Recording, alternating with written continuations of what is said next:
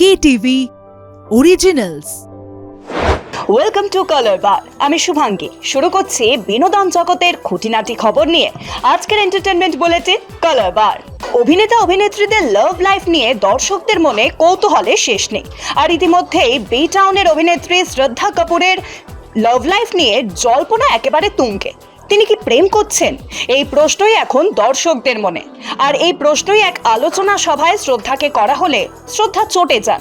কিন্তু কেন, দেখে নেব বিস্তারিত। রাহুল মোদির সঙ্গে সম্পর্কে দাড়ি টেনেছেন অভিনেত্রী। বেশ কিছুদিন ধরেই অভিনেত্রীর প্রেম জীবন নিয়ে চলছে নানান চর্চা। সম্প্রতি একটি সাক্ষাৎকারে তাকে তার ডেটিং সম্পর্কে জিজ্ঞাসা করা হয়েছিল।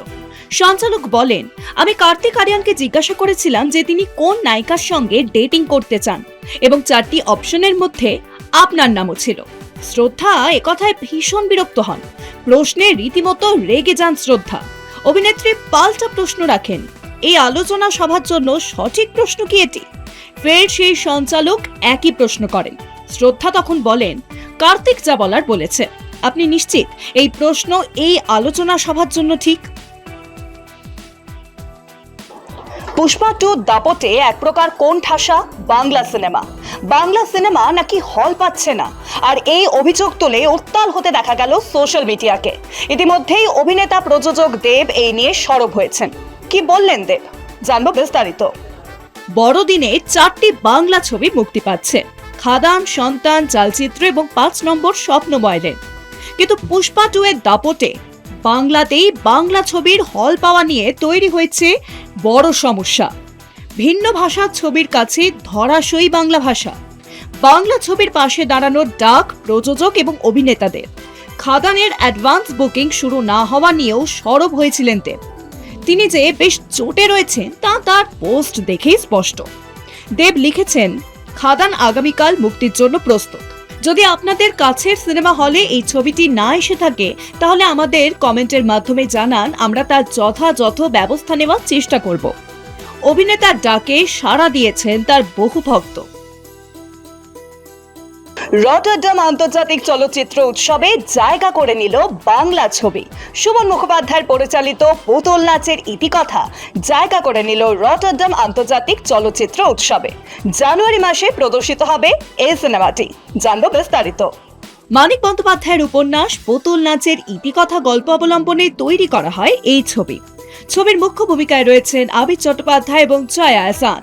পাশাপাশি এই সিনেমায় দেখা যায় পরমব্রত চট্টোপাধ্যায়, অনন্যা চট্টোপাধ্যায় এবং ধৃতিমান চ্যাটার্জিকে। পরিচালক সুমন মুখোপাধ্যায় তিনি বলেন, যখন আমি চিত্রনাট্য লিখছিলাম তখন থেকেই আমার ধারণা ছিল কাদের আমি এই সিনেমার জন্য কাস্ট করব। চিত্রনাট্য তৈরি হওয়ার পর তাদের যখন আমি প্লে পার্ট পড়ে শোনাই, সকলেই তা পছন্দ করে। রটারডাম আন্তর্জাতিক চলচ্চিত্র উৎসবের মতো বড় উৎসবে আমাদের এই ছবি জায়গা করে নিয়েছে। আশা রাখি সেখানেও দর্শকদের মন ছোঁবে এই সিনেমা। পাশাপাশি পরবর্তী ক্ষেত্রে আরো ফেস্টিভ্যালে এই সিনেমা জায়গা করে নেবে বলে আমি মনে করি। কমার্শিয়াল সিনেমা থেকে শুরু করে ওটিটির জগৎ, অভিনয়ের দাপট অঙ্কুশ হাজরার।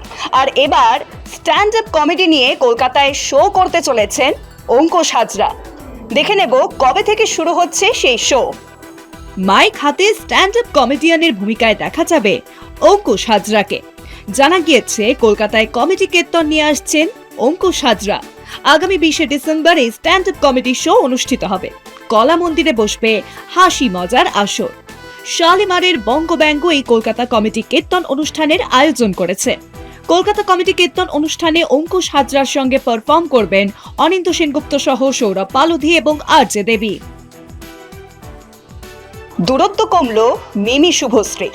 কলকাতার এক পার্টিতে তাদের দুজনকে একসঙ্গে ফ্রেম বন্দি করা হলো। দেখে নেব তাদের সেই ছবি। চলছে ডিসেম্বর, শীতের শহর মানে পার্টি মোডে সকলেই। বড়দিনের আগে মুক্তি পাচ্ছে এক গুচ্ছ বাংলা ছবি। আর এই মুহূর্তে জোর টক্কর চলছে টলিপাড়ায়। হঠাৎই সামনে এলো একটি ছবি। রাজের সন্তান সিনেমা মুক্তির আগে একসঙ্গে পার্টি করেছেন মিমি চক্রবর্তী এবং শুভশ্রী গঙ্গোপাধ্যায়। অনেকটাই স্বাভাবিক হয়েছে সেই আভাস আগেই পাওয়া গিয়েছিল। নায়িকার ছেলেমেয়ের জন্য বিশেষ উপহার পাঠিয়েছিলেন তিনি। এবার সেই ছবি ইনস্টাগ্রাম স্টোরিতেও দেখা গিয়েছিল। এবার টলিপাড়ায় 2 সুন্দরীকে এক ফ্রেমে দেখা গেল। টলিউড পার্টিতে সামিল হয়েছিলেন বহু তারকা। আর সেখানেই দেখা যায় শুভশ্রী এবং মিমিকে। আজকের কালার বার এখানেই শেষ করছি। দেখা হচ্ছে পরবর্তী এপিসোডে।